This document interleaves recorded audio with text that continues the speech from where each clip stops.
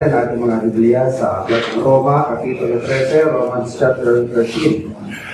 At ang topic po natin sa araw na ito is about punishment. It is still under our lesson child training. No? We will be using Romans chapter 13 para usapan po natin ang tungkol sa punishment. Ito po sa subject na ito, medyo yung bagong revelation sa akin, no? I don't think of it na sa ganitong paraan, no? as I understood it today. Usually kasi narinig ko na pangangaral, usually rin na mga nababasa ko, punishment is only for the unsaved. Pero sa mga believer na nagkakasala, hindi punishment, kundi chastisement. Usually, napapakita natin. Yun pala, punishment may also be administered even to the believers, not necessarily sa mga unbelievers na punishment. Dahil ang principle of punishment is of God, sa Panginoon yan. And when you say punishment, it is simply giving what is, giving the penalty. Kung ano nagawa mo, na mali, merong katapat yan na penalty. So that's what we mean by punishment. Okay? Hindi necessary na for every mistake, kailangan ng Kristiyano chastisement. Kasi the Bible is very, very specific as to what chastisement is. No? Chastisement is inflicting of pain by means of a rod. So yun lamang po, ibig sabihin ng chastisement. No? Samantalang ang punishment, hindi naman necessary na kailangan parating may pain na involved. Ano? Dahil ibig sabihin lang naman ng punishment is to give the necessary penalty for commensurate the wrong that is done. Okay? So pagka nakabasag ka ng salabit, ano yung penalty doon? Hindi, you buy a new one. Ganun po lamang sa kasimpulan. Detalye po natin maya-maya ng konti. Pasahin po na po natin ang ating passage. Romans chapter 10. And we will be reading verse 1 up to, let's see, verse 10. Romans 13, 1 to 10. Let every soul be subject unto the higher powers, for there is no power but of God. The powers that be are ordained of God. Ito ay nagsasaad na ang principle of authority is instituted by God. Walang part sa mundo na wala kang authority. No? Everywhere you go, at saan makapunta, whether in your own homes, sa trabaho, sa kalye, wherever you are being surrounded by authorities. Walang parte sa mundo ito na walang authority. And for all you know, ang authority or principles of authority, it is instituted by God. Sabi nito, walang authority na hindi galing sa Panginoon, in-institute ng Diyos yan. Ano? Kahit nga yung mali na pamamaraan ng gobyerno may permission ng Panginoon yun. For example, yung pamamalakad ng mga komunista, diba? Mali yan, pero authority yan. So, ang ating attitude sa ganyang mga gobyerno, para man yan mali, parating mapasakot tayo. Huwag lamang dun sa mga kasalanan na ipapatubad sa atin. Mukha nang ginawa ng mga Hebrew children, di ba, sa Babylon, during the angel's time and his three friends, di ba, parating naman sila nagpapasakot sa mga patakaran ng gobyerno. Pero kapag kasalanan ng pinapagawa, mukha nang pagsama sa Diyos-Diyosan, yun yung panahon na lumalabot sila. Pero sa mga hindi naman masama ang pinapatupad, hindi kasalanan pala ang pinapatupad, sunod lamang tayo doon. So, principles of authority is of God. God ordained yan. Sa lahat ng authority na meron tayo, mapa-teacher yan, mapa-helper, mapa-barangay tanod, authority yan. Yung principle of authority sa Diyos niya. At sabi ng Biblia, lahat ng kaluluwa, let every soul be subject. Pag meron ka nakitang mas mataas ang authority sa'yo, dahil sa meron siyang inawak ang posisyon, pasakot ka dyan. Kalooban ng Panginoon yan. Sabi niya, let every soul be subject unto the higher powers, for there is no power but of God. Walang authority kung hindi nanggaling sa Panginoon yung authority niya. Kahit ano pa bang authority yan? Kahit na ate yan, o kahit na kuya yan. Kung sinabi ng tatay na, aalis kami, bahala ka muna dito. Authority yan, dahil dinelegate ang authority na yan ng magulang. So, principle of authority pa rin yan. Ano? Nakakita tayo ng isang tao na tingin natin, mas matalino pa tayo, pero kapag siya ang in-charge, authority yan. So, there is no authority that is not of God. For there is no power but of God. The powers that be are ordained or instituted of God. Verse 2. Whosoever therefore resisteth the power, resisteth the ordinance of God. And they that resist shall receive themselves damnation. Ano nangyayari sa mga resist, ano, sa power na yan? Ang nire-resist actually is God, no? Whosoever therefore resisted the power or the authority, you are resisting the ordinance of God. Dahil Diyos ang naglagay niyan. At yan ay panukala ng Panginoon. At ang nagre-resist will receive what? Will receive damnation. They will receive punishment. Commensurate the wrong to the mistake or to the wrong done. Kasupat ang pagkakamali nila. Tandaan niyo po, ang penalty, ang principle niya parating score. Kasi ito yung standard of righteousness. Eto ka naman. You fall short. So yung gap na yan, para ma-fill out yan, kailangan, nabigyan ka ng penalty na commensurate dun sa gap. Para kapag ka nibigay yung penalty na yan, aabot pa rin sa standard of what is right. Kung andito lang ang naabot mo, ganun kalaki ang penalty para maabot yung standard of righteousness. Agawa niyo po, principle, penalty parating commensurate sa amount of mistake that was, or wrong that was committed. Kaya sa Biblia, di ba, Diyos ang naglagay ng paraan kung paano restoration mga nasira mo o nawala dahil sa'yo. O yung meron ka nasaktan, kailangan mapinales ka sa pananakit na ginawa mo. Diba sabi ng Biblia, an eye for an eye, may nagulang na mata dahil sa'yo, bubulagin ka rin. Dahil pag nagulang na mata mo, pantay na kayo. Diba? Na-meet yung righteousness. Limb for limb, diba? An eye for an eye, may sununto ka, nabungal ang isang ngipin, kailangan bungalin ka rin. Pero di ba na-biblical yan? Principle of restoration. Nakawala ka ng hayop, palitan mo yung hayop na nawala, nakabasag ka, palitan mo yan.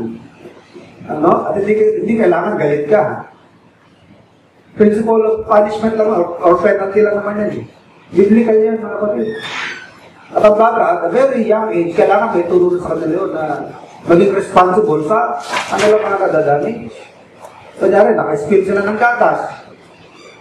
Kung masyadong maliit pa, hindi ko nag-expect na siya pa yung sisimot ng mga glasses, di ba? Ng mga nabasa. Pero, pwede siya makatulong na, kumuha ng kasahan. It's your mess.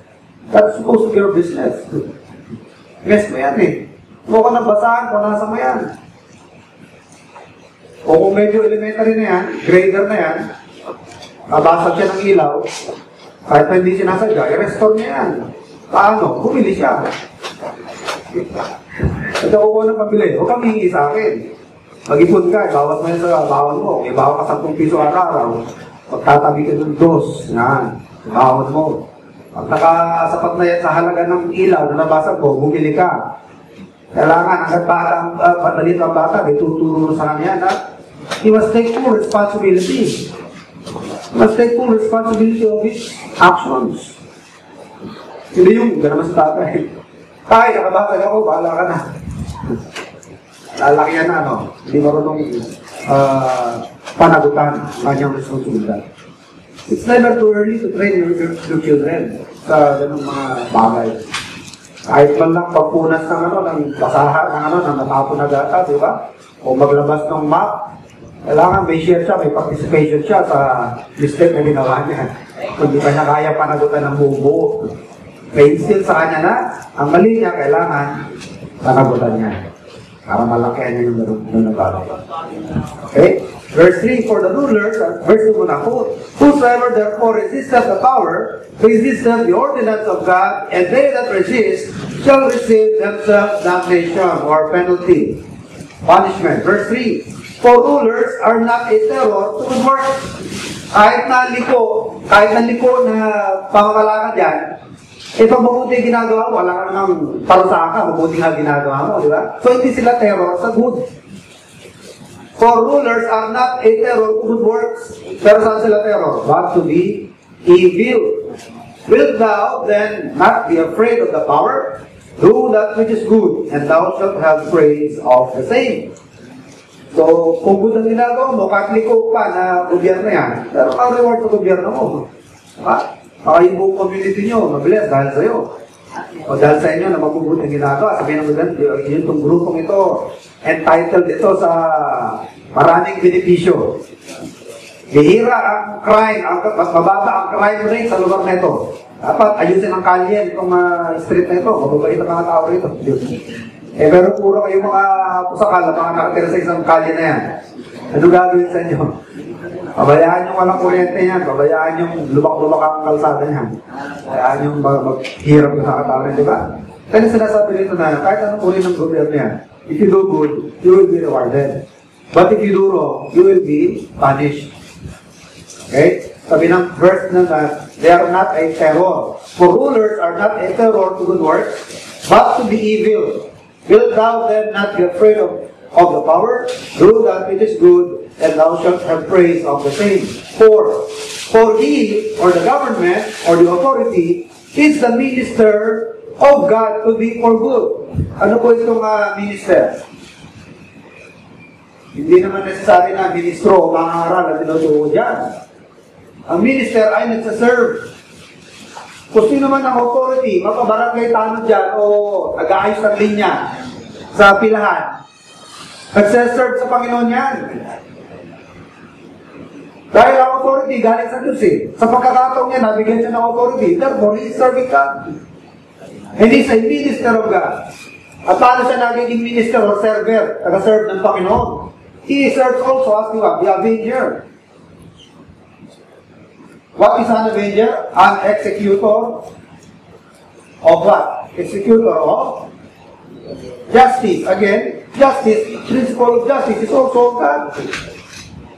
Kaya pagka hindi natupad ang patakaran na pinapatupad ng mga authority na nag-minister sa Panginoon, although bagaman wala sa isip iler, sa Panginoon siya na nag-minister, pero yung the fact that they exercise authority, tinutupad nila ang isang principle of authority at nagmula sa Panginoon. At sa mga hindi nakakatupad, when they penalize the violators, actually they serve as the avenger, or the avengers, or the executor of justice. At sa ganyang paraan, kapag sisilbihan nila ang Panginoon. Kasabi nang dito na they are ministers. Hindi naman necessary na believer tinuturo dito. Hindi naman mananampalataya tinuturo dito. Mga ruler ito, whether saved or not, believers or not, na nasa authority. Nagmi-minister sila sa Panginoon in the sense of executing justice to the violators. Dahil kapag in-execute nila yan, nasa-serve na naman ang righteousness, natutupad na naman ang righteousness. Alam pa na, ang pangarap ng Panginoon is righteousness. Alam ba natin na justice and righteousness are the same? Actually, they're two faces of the same coin. Whatever is just is right. Ama ko ba yan? And whatever is right is just. So para parating ma-maintain ang righteousness, para parating na-maintain ang standard, sa lahat ng mga hindi maka-fulfill yan, lahat hindi maka-fulfill yan, kailangan deserve of justice, deserve of punishment. Kaya nga meron impyerno, di ba? Dahil yung righteous standard ng Panginoon sa pamumuhay ng tao, hindi naabot ng tao, saan nila aabot din yun? Sa impyerno. Habang pinagdudusahan nila, kasalanan nila, mga violations sila na ginawa sa Panginoon, doon mamimit na naman ang standard ng Diyos. At tutupad na naman ang kanyang hustisya. At nasusunod ang kanyang katwiran. Paano paraan? Pagdusahan mo ang mga pagkakamali mo sa Diyos.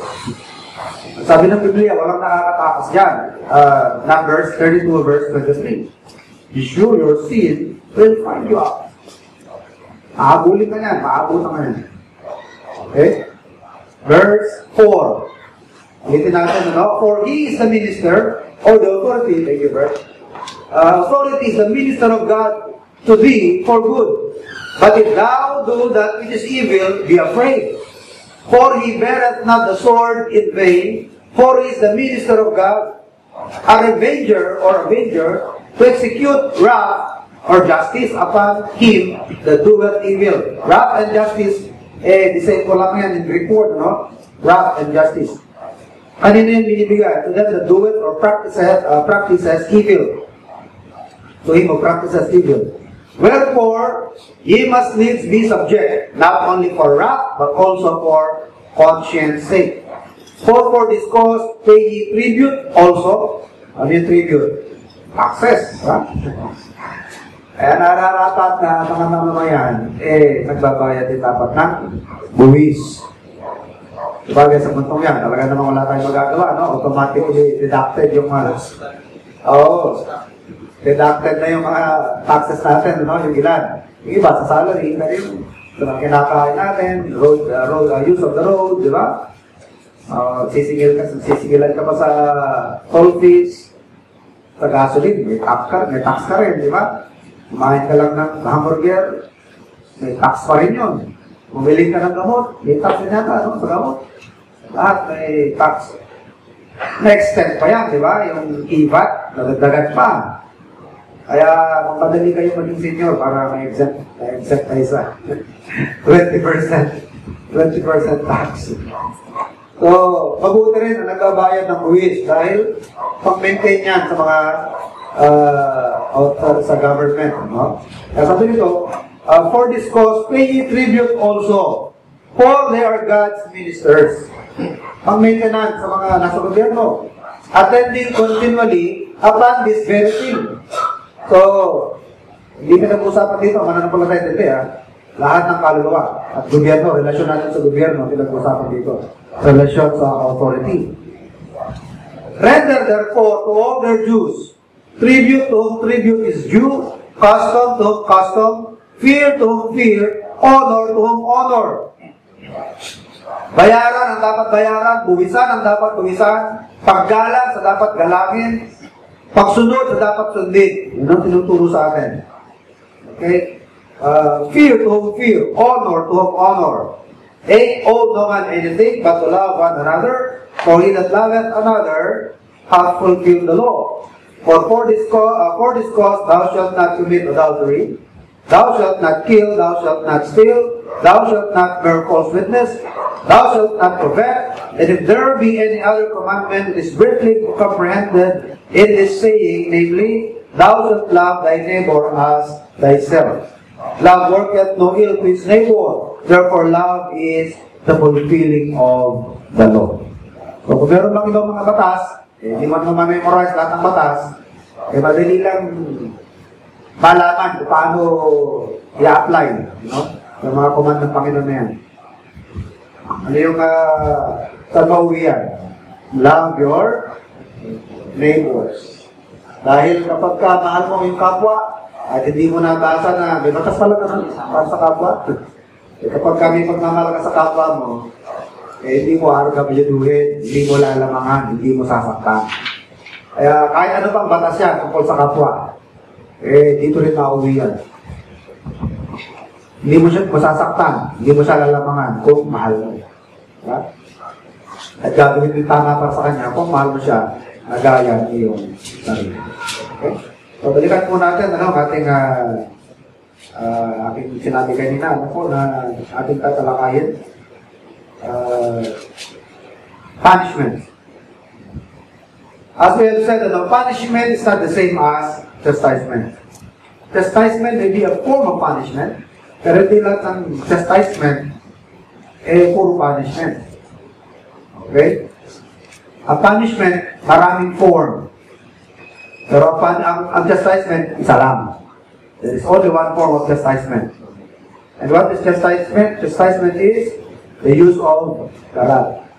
Inflicting pain by means of a rod. The rod of correction. Alam po natin, isa lamang po ang pinrescribe the instrument of chastisement sa atin ng Panginoon. At yan po ay isang stick. A bendable stick. Proverbs 29, verse 15. Rather, reproof giveth wisdom, but a child left himself bringeth shame. Dadala ng kahingan. Pero ang pamalo at saway ay nagbibigay unawa, wisdom sa bata. Huwag po tayong matakot na mag-testify sa ating anak, nakita ng pamalo. Kaya noong araw, matatandaan ko na mas disiplinado mga tao ng araw, mas disiplinado mga estudyante. Kasi noong araw, walang nagagalit sa mga magulang kung pinalo anak nila. Ano ba ito ni Brother Ryan na pinalo ka ng anak teacher, pag napalitan ka ng magulang mo, dagdagan pa uli nila ng palo. Ngayon, iba ng ano ngayon, pag pinalo mo anak mo, at talaga ng magulang na yan, ano gagawin sa'yo? Abogado ka pa. Kakasuhan. Pero nung araw, pag pinalo ka ng guro mo, at nalaman ng teacher, ng magulang mo yan, dadagdagan pa ng magulang. Ano yung tawag na corporal punishment. Ano, kaya nung araw, medyo matitino estudyante nung araw eh. Merong mga kalokohan din, pero hindi yung kagaya ng mga kalokohan yan, ano? Nung araw eh, matindi ang pagrespeto, paggalang sa mga guro. Ngayon, parang barkada na ng guro. Parang tropa na lang. Okay, sabi sa kasabihan na familiarity breeds contempt. Okay, punishment is not the same as chastisement, though these two terms are or have become almost synonymous. Marami po nagkakamali na pareho lamang chastisement at punishment. So, define muna natin ang chastisement. Chastisement is the specific use of a rod to inflict pain, and it is used to conquer rebellion and force submission to authority. Itin ko chastisement is the specific use of a rod of correction to inflict pain. At bakit stick lamang yan? Kasi ang talagang tinatarget niya is the skin. Kasi ang skin natin, andyan yung tiny nerves, andyan yung mga maliliit na sensor sa balat natin. Konting, alam niyo ba na yung deep wounds, yung surface wound, mas masakit kaysa deep wound? Alam niyo ba yun? Pag nabalit ka nakakama ka Ano nangyari? Hindi mo alam tinabutan ka na ng bala. Patagal, maramdaman yung pain. Pak! Uy, ito meron doon sa atin. Wala, butas na yung katawan mo. Di ba? Samantalang yung balagyan ka lang ng stick o mapitik ka, di ba? Kasi dahil sa skin na yan. So, yung pong rod, saan lang yan? Surface. Okay? So, talagang painful yan. And it is used to conquer rebellion and to force submission to authority. Ano? At itong chastisement, necessary yan, kapag ang bata nagpakita ng or nag-demonstrate ng rebellion or defiance of authority. Or intentionally hurting another person. Kapag nanakit siya, diba, ang sabi ng Biblia, pain for pain. Maramdaman niya. Ano?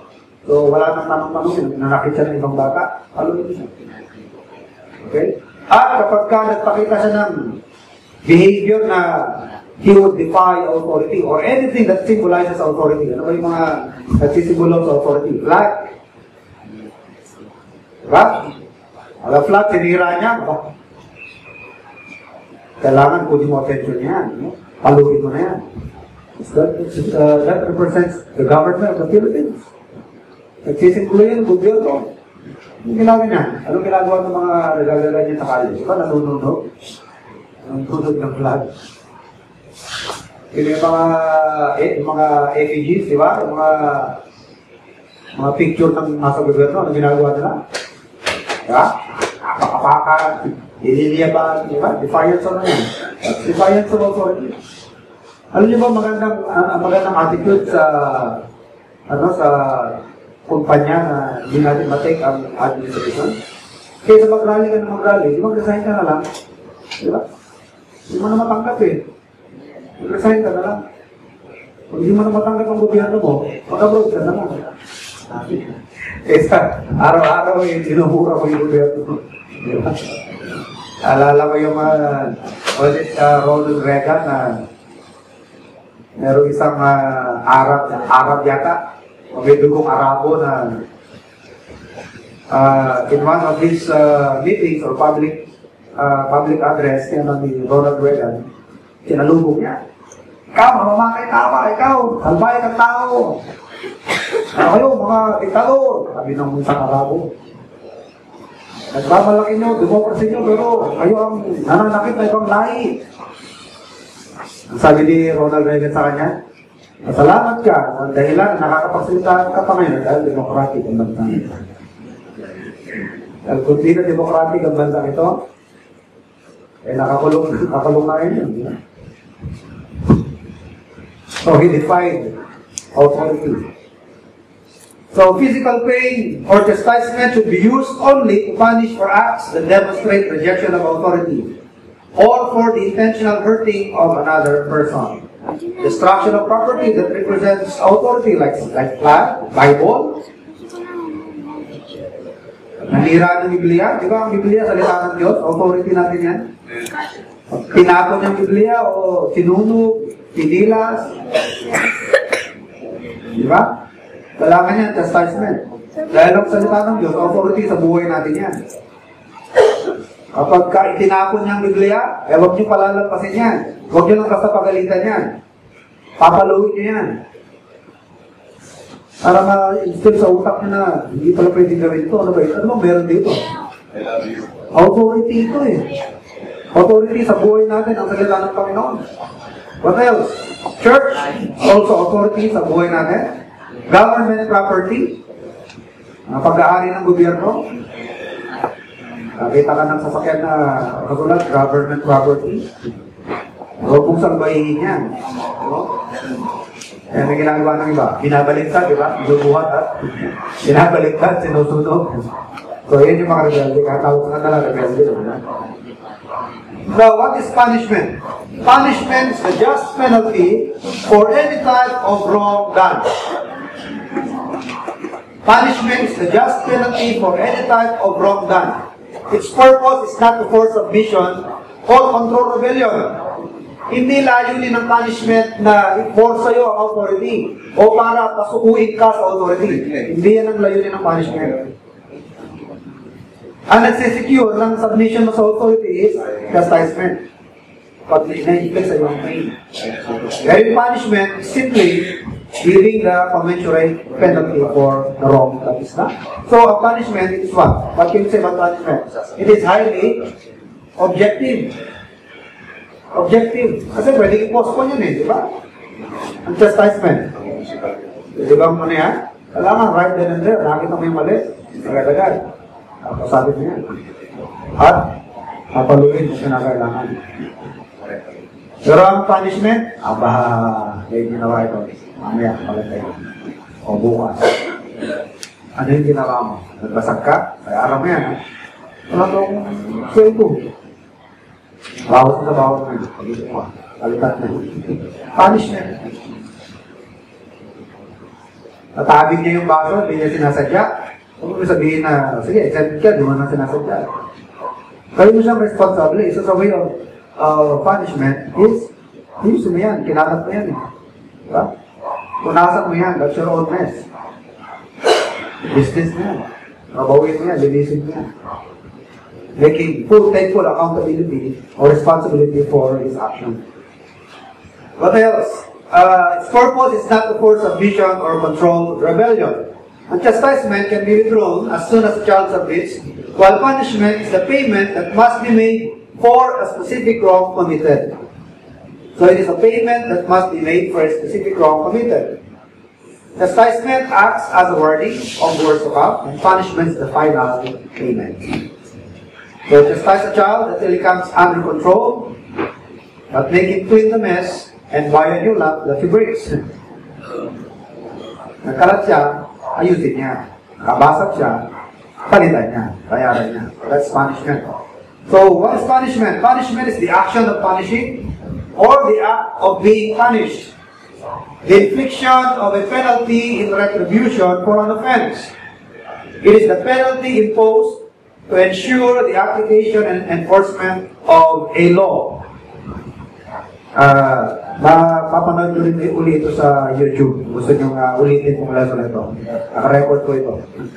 Panoorin nyo na lang po sa YouTube. Ano ba yung DDCP. Okay, baka din nyo nasusundan yung mga definition ko. Okay, penalty is the penalty imposed to ensure the application and enforcement of the law.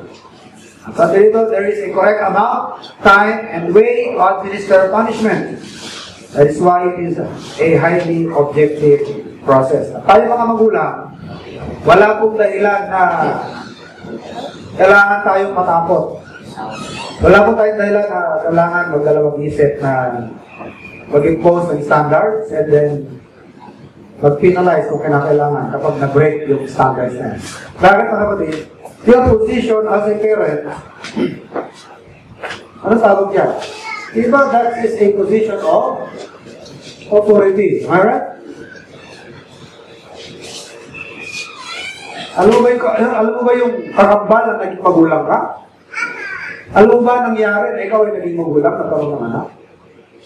Alam mo ba na nagkaroon ka ng authority? And as authority, you become what? Minister of God. Naging minister ka. Minister of what? Minister of His justice. To right what is wrong. Para ituwid ang mali. Para mamit na naman yung righteous standard ng Diyos. Pag hindi mo nagagampanan yan, nagkukulang tayo sa pagtupad sa ating tungkulin. Ministro tayo ng Panginoon para mamit yung righteousness na dinidiman ng Panginoon. Paano mamimit yung righteousness niyan? By administering justice by way of punishing the guilty, by way of punishment, para parating naabot ang righteousness. So tayo na naging magulang, authority tayo, God ordained yan, mula sa Panginoon yan. The powers that be are ordained of God. At nananawagan ng Diyos na lahat ng kaluluwa, every soul, hindi yung kaluluwa natin na ether, every person, every individual, totoo yan, every soul means, every individual must subject himself to any authority na meron ka. Haring authority ka, pero meron maaaring higher authority sa'yo. Haring may position ka ng authority, at may mga taong under ka. Pero maaaring nasa ilalim rin ng higher authority sa'yo. Walang lugar na walang authority. At ang Pangulo, kanino subject ang mga Pangulo? Di ba sa Panginoon, ang mga hari, they are subject to God? Walang lugar na walang authority sa mundong ito. At lahat ng kaluluwa, sabi yan, every individual person must subject himself to any authority because God ordained yan. Pag nasa authority ka, naging magulang ka, you have an authority and you are a minister of God or minister justice to the guilty. Kaya mga anak natin, mga subject natin yan, mga sakop natin yan, pananagutan natin yan. So in the house, set the standard. Set natin standard sa bahay. Pag hindi na natupad, kailangan, meron kayong set na penalty yan. Diba? Kasi useless ang law pag walang punishment. Correct? Isa-isa ibang batas kung walang punishment. Huwag na lang magbatas-batas kung wala rin lang punishment. Alala ko yung tama siya nasabi ng defensor, no? Nagpagawa siya ng kulungan. Saan siya noon ano yung hawak niya, sa deportation? I-review yung defensor sa dami. Hawak siya na immigration, no? Pagawa siya ng kulungan. Ilang paano, balik-balik siya, walang nakalaman. Nagpalaging nagpagawa ito, wala namang laman. Lagay natin ang laman niya. Pinaghabol yung mga Bombay. Pagawa pa tayo ng kulungan, wala namang laman niya. Nagalit siya sa mga tao niya. Pagawa tayo ng kulungan, wala namang laman. Ang point doon, kung may batas, dapat may ngipin. May penalty sa mga nagbabayro. Kasi kung walang penalty, it is as good as if there is no law. Apong ba't din yan ang wala rin batas? Kasi walang punishment eh. Diba? Parang wala na rin batas na. At yung adherence to the law, yan ang pag-maintain ng righteousness. Sa righteousness yun. Kapag meron di nakakaabot dyan, para maabot dyan, abutin mo yung pakukulang. Paano maabot? Punishment or penalty. Para ma-maintain yung righteousness of it naman. Okay? So there is no reason why parents cannot be confident in establishing penalties dahil God-given naman ang inyong mga authority. Okay? At yan po ay tama lamang. No? Biblical po yan. Leviticus 24, buksan po natin, Leviticus 24, 17-22. Ito po yung standards of righteousness for man that provides principle for setting proper penalties. Proverbs 24, 17-22. Pakibasa po kung anong makakakita. So a penalty is the fixed amount of punishment corresponding to the wrong done. Therefore, a penalty is fail, restitution, or the correct payment to right a wrong. Restoration restores a righteous condition that has been destroyed through an unrighteous act. So pag merong unrighteous act, para may correct yan, kailangan merong restoration na gagawin. Pakibasa po, Leviticus 24, 17-22. Brother Jojo, pakibasa nga natin, ang malakas.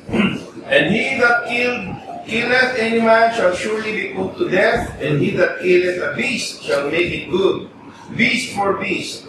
And if a man cause a blemish in his neighbor, as he hath done, so shall it be done to him. Breach for breach, eye for eye, tooth for tooth. And he hath caused a blemish in a man, so shall it be done to him again. And he that killeth a beast, he shall restore it. And he that killeth a man, he shall be put to death. He shall have one manner of law, as well for the stranger, as for one of your own country, for I am the Lord your God. Yan. Ayan. Ayan. Full restoration. Kung anong nasira mo, ayaw, pagkat na yan. Nakapatay ka, anong itutuloy yan? Kailangan kang parayin.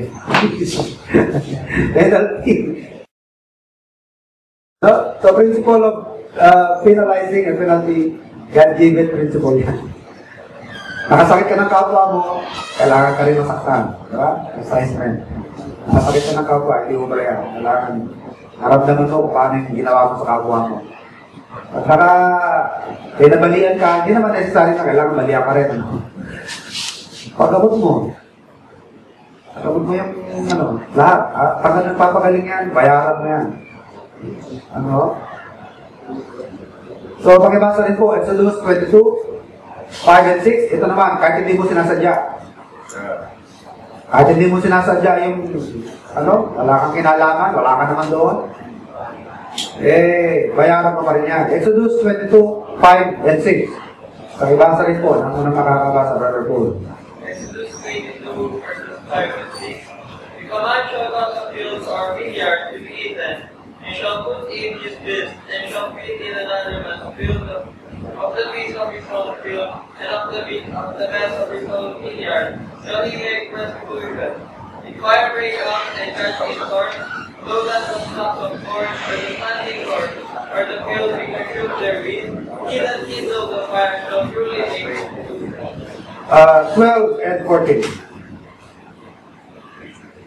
And if it is stolen from him, he shall make restitution unto the owner therefore. If it be torn in pieces, then let him bring him for witness, and he shall not make good the which was torn. Yan. So, kasi nasadya mo o hindi, o yung damage, kalitan mo yan. Isang example niya na may usapan kayo, $100 for every 10 hours. So, yung oras mo gagawin ito, mga 40. So, kung 40 hours yan, how much money? 400. So, pag hindi niya natapos yung 40 hours, kunyari, 30 hours lang ang natrabaho niya. Diba, just lamang na mawasan mo ng 25% yung usapan as penalty to the time na kinulang. Tama ba yan? Ang usapan, $400 for the 40 hours. 30 hours lang ang natapos sa trabaho. So, So, ano yung just na payment? At ano yung just na penalty?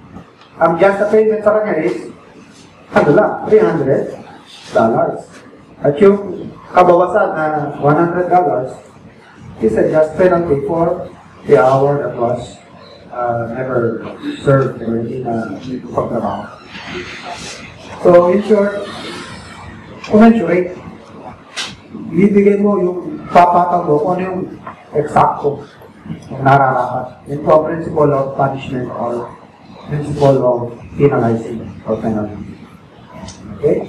At sa bagay na yan, as I said, hindi kailangan na parating ang galit. Ano, objective yan. Pwede mo rin postpone yan. May proper time, proper amount, process kung paano ginagawa mo. In short, punishment is simply what? Making retribution for the wrong that was payment or penalty for the wrong that was committed. Okay?